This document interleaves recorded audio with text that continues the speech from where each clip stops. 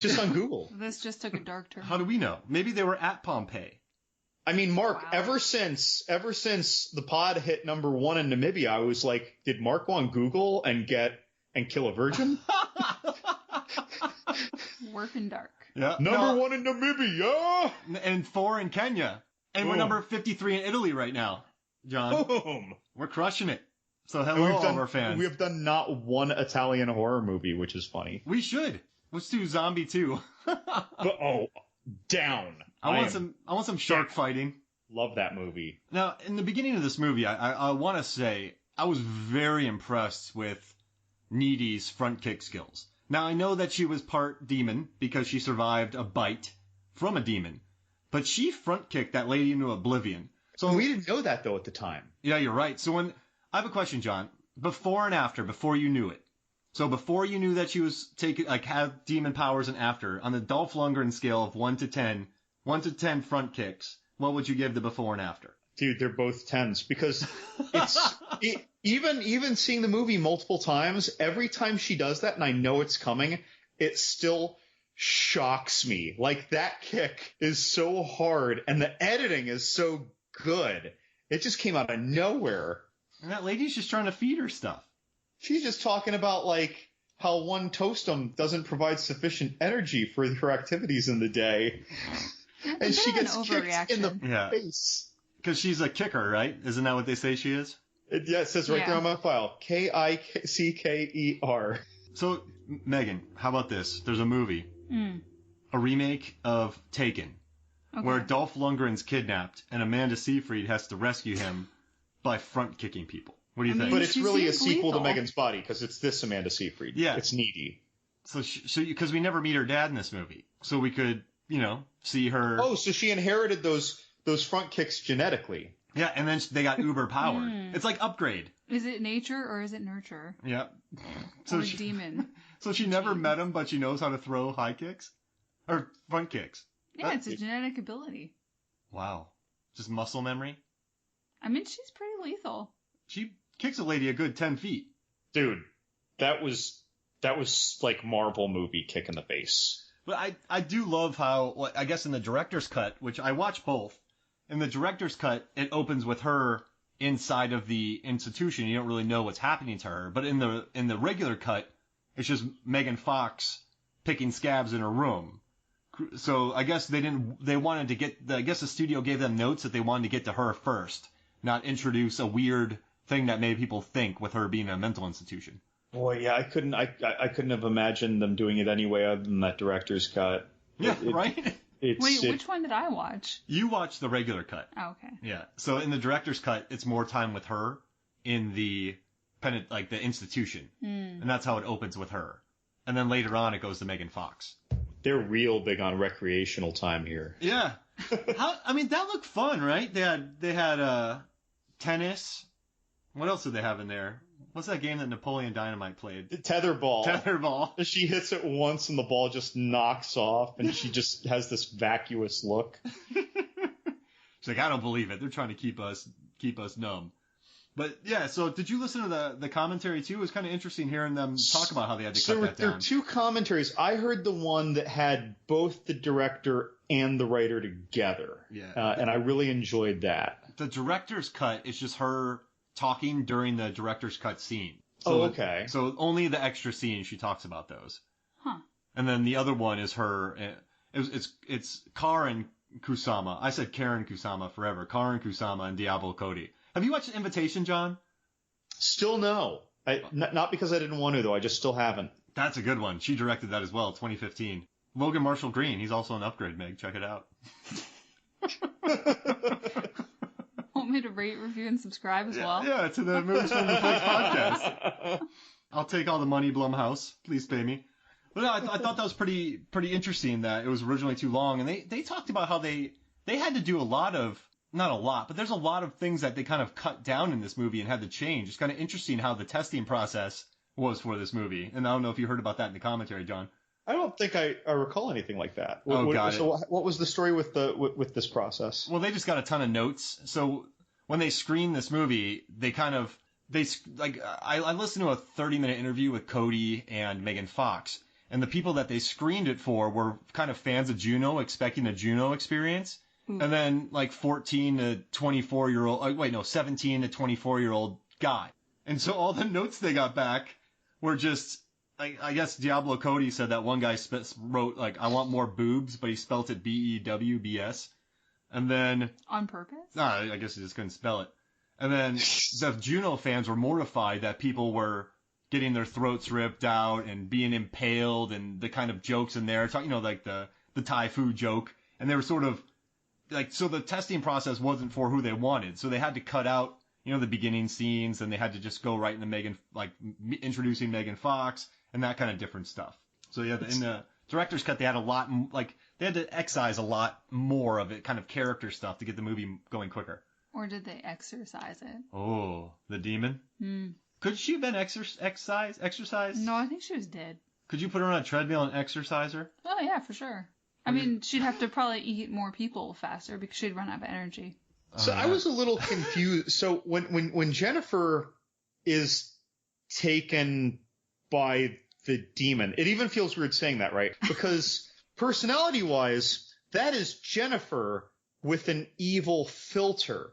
It is not just a demon wearing her skin who knows everything she knows so that she can emulate them like the puppet masters or a pod person, right? Because even when she reveals who she is, she continues to have the Jennifer personality. Just a little more evil. She still is. Huh.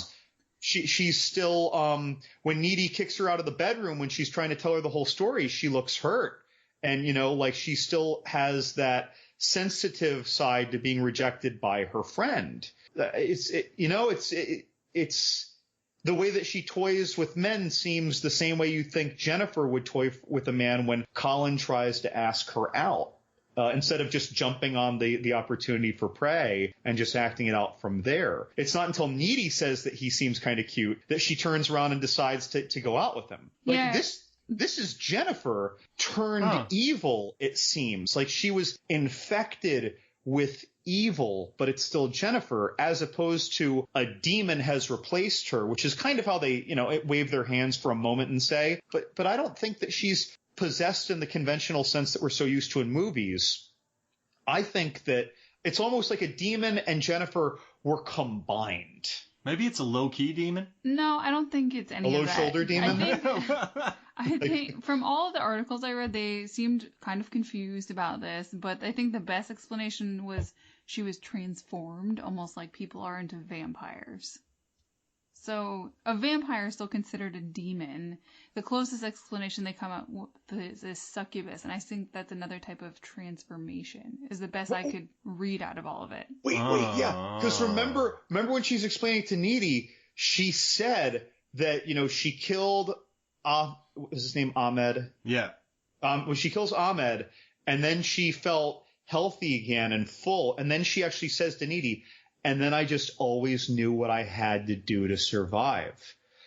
She literally learned it after she was afflicted with evil. She didn't know right away. It's, again, like you said with the vampirism thing, it's like she had to stumble across this. She had some urge and she acted on it, and then she understood what it took to survive. She's still doing that later, too, because she doesn't realize she feeds on him, and then it starts to wear off, and she gets hungry again, and her body starts degrading, and she gets worse, and she realizes she has to keep eating. So I liked that part of how she keeps learning about what she is.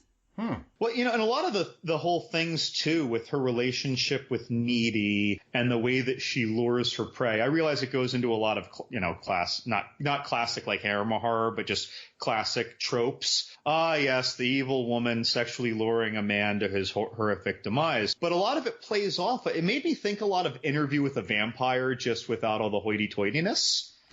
Like, I'm serious. This without movie all the had ruffles and accents. Yeah, it's almost like Needy was Louis and Jennifer was Lestat. It's just that only one of them is immortal in this case, but they still happen to be treating each other's as relative equals because they're still friends. This Jennifer hasn't rejected her friendship with this mortal. So it's not like the normal mortal talking to an immortal, but the immortal is dismissive of the mortal. She still cares about what she thinks. So it had that equity that like Louis and Lestat had, being two immortals, even though one of them was petulant and upset with all the murder, I suppose, or something. I thought a lot about Interview with the Vampire as I was watching this most recently. It just popped in my head. Wow, I didn't even think about that. But then Adam Brody is later on Lestat from Queen of the Damned. Hey. Right. He's new metal Lestat. For full circle, people. Full circle. Through the trees. What? Well, just have Jonathan Davis yell through the cheese through a synthesizer, and you got that. Quick question. What do you think started the fire in the bar? Was it evil? So, Adam Brody. Yeah, Adam Brody started it? Until I heard the commentary, I was really just viewing. I was the same way. I was like, how the hell did this happen? Is that a coincidence? ... Question mark. I thought he did it. It looked like he did it on purpose. Because didn't he knock something over? I don't recall that. I thought Evil I don't know why. I just thought Evil started it. I thought they had already been working with them, and they just did it. Oh, I thought he instigated it somehow because he was being so obviously he was going to cause something bad to happen. He didn't want to be there. He's like, you redneck towns got to get some love sometimes.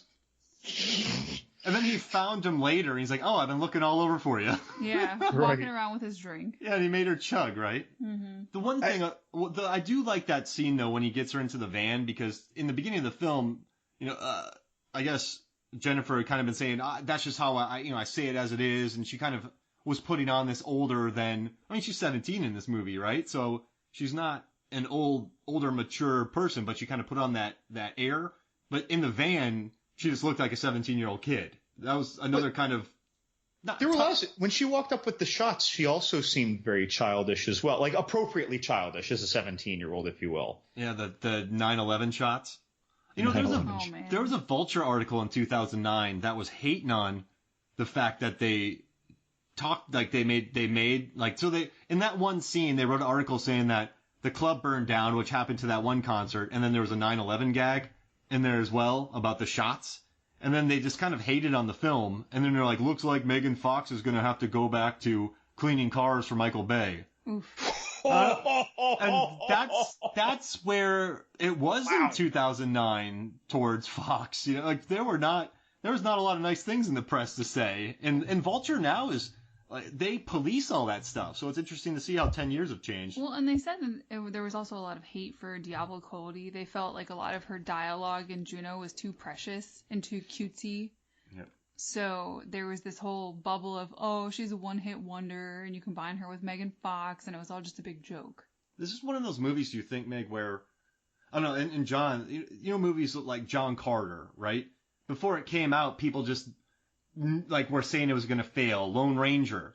People kind of hated it before it came out. They were talking about the box office, like how much money they spent and how it was going to be no good. And Johnny Depp is playing Tonto, and there was all this negative buzz and no one had seen it. I feel like that was a little bit about this movie with Diablo Cody, Megan Fox, and like the marketing ads. Like it seemed like people were sort of rooting for it to not do well. Yeah, Vox wrote a pretty interesting perspective on all this. They had a lot of great lines, but one of them was that, and this was in 2018, so about 10 years later, it's become a case study in what we value in movies and what we dismiss and how those values can shift over just a decade.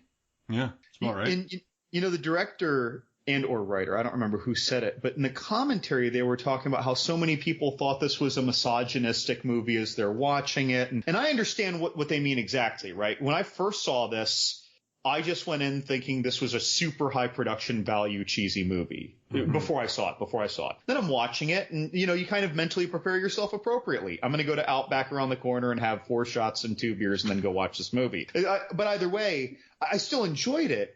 But I remember thinking it was, 28-year-old John probably didn't use the word misogynistic much, but I probably thought it was misogynistic, right? And sexy and oh, look, the girls are making out in the bed. Yeah. Whereas when Karen was talking about it in the commentary, she was saying, like, how could you see this as misogynistic or like sexy for the sake of sexy? unless you're just seeing what you expected to see instead of watching it and reacting afterwards, because this is their relationship dynamic. And you're still nervous that if you're seeing it for the first time, that Jennifer could turn on her right now and attack her. And, and then they're explaining their dynamic even more and how the relationship